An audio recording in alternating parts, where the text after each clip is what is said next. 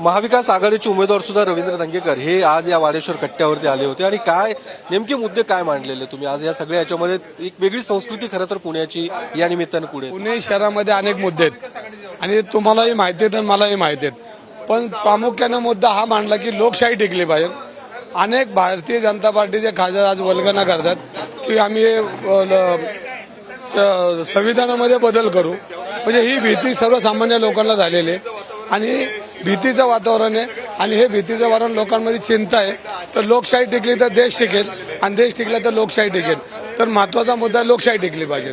पण या सगळ्या याच्यामध्ये तुम्हाला एक कडवं आव्हान वाटतंय, या सगळ्या निवडणुकीचं एक आव्हान वाटतंय कशा पण, कारण खरं तर तुम्ही कसबा मारलेला आहे, आता लोकसभेला तुम्ही सामोरं जाताय, एक आव्हान असणार आहे.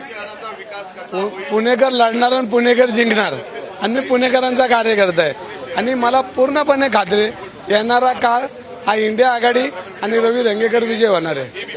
पण काय या सगळ्या याच्यामध्ये प्रचाराचे मुद्दे तुमचे काय असणार आहेत, कारण आता लोकांपुढे तुम्हाला जायचंय, काय मुद्दे घेऊन तुम्ही लोकांपुढे जाणार? आज पर्यावरणाचे प्रश्न आहेत, वाहतुकीचे प्रश्न आहेत, अंमली पदार्थ महत्वाचा प्रश्न आहे, पायाभूत सुविधा आहे, उपनगर वाढले, गृह खात्याचं लक्षण, म्हणजे अनेक मुद्दे याच्यामध्ये आहेत आणि पुणेकर याच्यामध्ये त्रस्त झालेले आहेत आणि या सगळ्या गोष्टीचा सारासार अभ्यास करून हा सगळे प्रकल्प येणाऱ्या काळामध्ये लोकसभेचा खासदार म्हणून करण्याचा माझा प्रयत्न राहील आणि पुणेकर मला लोकसभेत पाठवतील.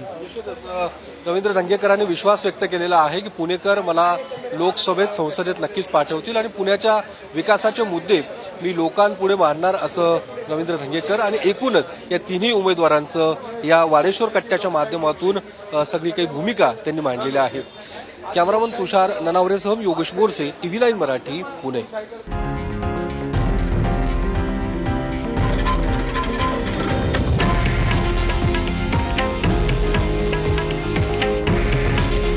हे आहे देशातील नंबर 1 न्यूज नेटवर्क आणि आपण पाहत आहात TV 9 मराठी.